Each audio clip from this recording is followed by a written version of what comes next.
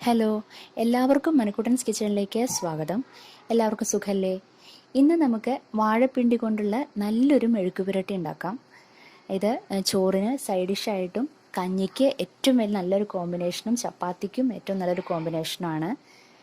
വളരെ നല്ല ടേസ്റ്റുള്ളൊരു കറിയാണ്, ഉണ്ടാക്കാനും നല്ല എളുപ്പമാണ്. അപ്പോൾ അതിന് വേണ്ടിയിട്ട് ഞാൻ ചെറുപയറാണ് എടുത്തിരിക്കുന്നത്. ഒരു ഗ്ലാസ് ചെറുപയർ എടുത്തിട്ടുണ്ട്. അപ്പോൾ അത് നമുക്ക് നന്നായിട്ടൊന്ന് കഴുകിയിട്ട് കുക്കറിലേക്ക് ഇട്ട് കൊടുക്കാം. അപ്പോൾ ചെറുപയർ നമ്മൾ കുതിർത്തൊന്നും വെക്കുന്നില്ല, പെട്ടെന്ന് ആയിക്കോളും ചെറുപയർ അതിൻ്റെ പേരിൽ. അപ്പോൾ നമുക്ക് ഒരുപാട് വെള്ളം ഒഴിക്കേണ്ട കാര്യമില്ല. ഒരുപാട് വെള്ളം ഒഴിച്ച് കഴിഞ്ഞിട്ടുണ്ടെങ്കിൽ കുഴഞ്ഞു പോകും. നമുക്ക് കുഴയാൻ പാടില്ല കേട്ടോ, വെന്ത് കുഴയരുത്. അപ്പോൾ നമുക്കൊരു 1.5 ഗ്ലാസ് വെള്ളം ഒഴിച്ചു കൊടുക്കാം. എന്നിട്ട് നമുക്കതിലേക്ക് ഒരു 1/2 സ്പൂണോളം മഞ്ഞൾപ്പൊടി, എപ്പോഴും നമ്മൾ പയറുവർഗ്ഗങ്ങൾ വേവിക്കുമ്പോൾ മഞ്ഞൾപ്പൊടി ഇട്ട് കൊടുക്കും. എന്നിട്ട് ആവശ്യത്തിന് കുറച്ച് ഉപ്പ് ചേർത്ത് കൊടുക്കാം. എന്നിട്ട് അടച്ച് വെച്ചിട്ട് ഒരു 4 വിസിൽ മതിയാവും. അപ്പോൾ നമ്മൾ കുതിർത്ത് വെച്ചിട്ടില്ലല്ലോ, കുതിർത്ത് വെക്കേണ്ട ആവശ്യമില്ല. ഒരു 4 വിസിലിൽ നമുക്ക് പയർ ഒരുവിധം വെന്ത് കിട്ടും.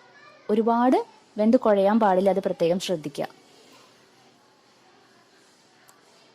4 വിസിലാണ്. അങ്ങനെ വിസില് നമുക്ക് ഇറങ്ങിയതിന് ശേഷം നമുക്കത് ഓപ്പൺ ചെയ്ത് നോക്കാം. ഇതിൻ്റെ വേവ് ഇതുപോലെ ഇരിക്കണം. ചെറുപയർ ഇതുപോലെ കുഴയാണ്ട് എന്നാൽ വെന്തിട്ടുണ്ടാവണം. അതിനാണ് ഒരുപാട് വെള്ളം ഒഴിക്കരുതെന്ന് പറഞ്ഞത്. ഇതുപോലെ ഇരിക്കണം. മനസ്സിലായി കാണുമല്ലോ. ഇനി നമുക്കിത് നീക്കി വെക്കാം. ഇനി നമുക്ക് അടുത്തതായിട്ട് ഒരു പാൻ എടുക്കുക, ഫ്ലെയിം ഓൺ ചെയ്യുക. ഇനി പാൻ ചൂടാവുന്ന സമയത്ത് നമുക്ക് ഇഷ്ടപ്പെട്ട ഓയിൽ അതിലേക്ക് ഒഴിച്ചു കൊടുക്കാം. ഞാൻ വെളിച്ചെണ്ണയാണ് ഉപയോഗിക്കുന്നത്. അപ്പോൾ നമുക്ക് വെളിച്ചെണ്ണ അതിലേക്ക് ഒഴിച്ചു കൊടുക്കാം.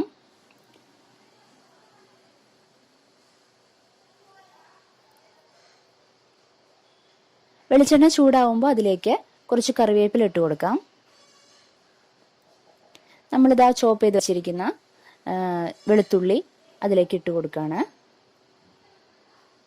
നന്നായിട്ടൊന്ന് മിക്സ് ചെയ്യാം. അതൊന്ന് വെളുത്തുള്ളി ഒന്ന് വാടുന്ന വരയ്ക്കും ഒന്ന് മിക്സ് ചെയ്യാം നമുക്ക്. ഇനി നമുക്ക് ചുവന്ന മുളക് ഒരു 3 എണ്ണം എടുത്തിട്ടുണ്ട്. അതൊന്ന് കട്ട് ചെയ്തിട്ട് നമുക്ക് അതിലേക്ക് ഇട്ട് കൊടുക്കാം.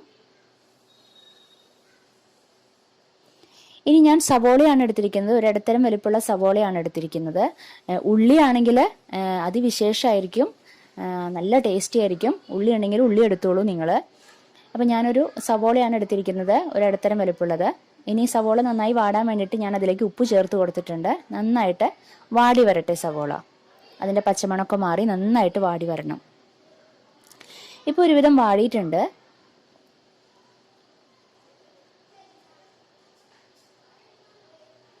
നമുക്കതിലേക്ക് 1/2 സ്പൂണോളം മഞ്ഞൾപ്പൊടി ചേർത്ത് കൊടുക്കാം. നമ്മുടെ എരിവിനനുസരിച്ചിട്ട് മുളക് പൊടി ഇട്ട് കൊടുക്കാം. ഞാൻ 1 സ്പൂൺ എടുത്തിട്ടുണ്ട് മുളക് പൊടി. നന്നായിട്ടൊന്ന് മിക്സ് ചെയ്യുക. അതിൻ്റെ ആ പച്ചമണം മാറുന്ന വരയ്ക്കും നന്നായിട്ടൊന്ന് മിക്സ് ചെയ്യുക. മീഡിയം ഫ്ലെയിമിൽ ഇട്ടിട്ട് ചെയ്യുക കേട്ടോ, അത് പ്രത്യേകം ശ്രദ്ധിക്കുക. നന്നായിട്ട് മിക്സ് ചെയ്യാം.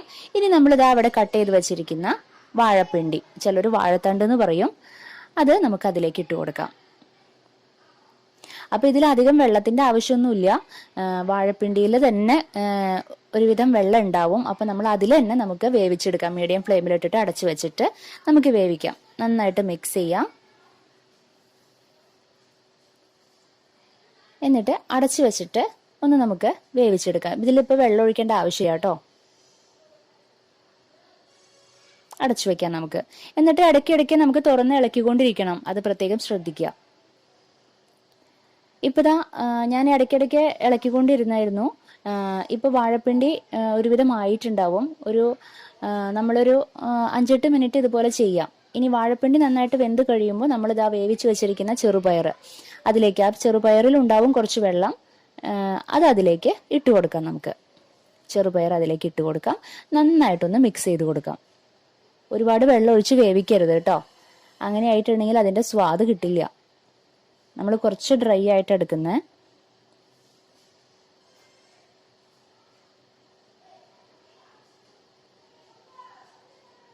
നിങ്ങൾക്ക് കുഴമ്പ് രൂപത്തിൽ എടുക്കണമെങ്കിൽ എടുക്കാട്ടോ, അതിന് പ്രശ്നമൊന്നുമില്ല.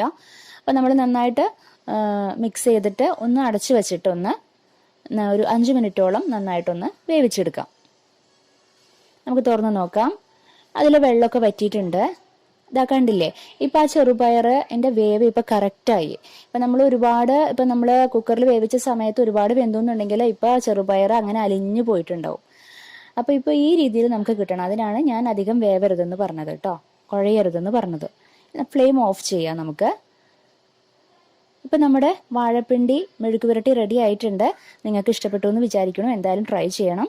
അപ്പോൾ നമുക്കിനി അടുത്ത എപ്പിസോഡിൽ വേറൊരു വിഭവമായിട്ട് വീണ്ടും കണ്ടുമുട്ടാം. Okay, bye, thank U.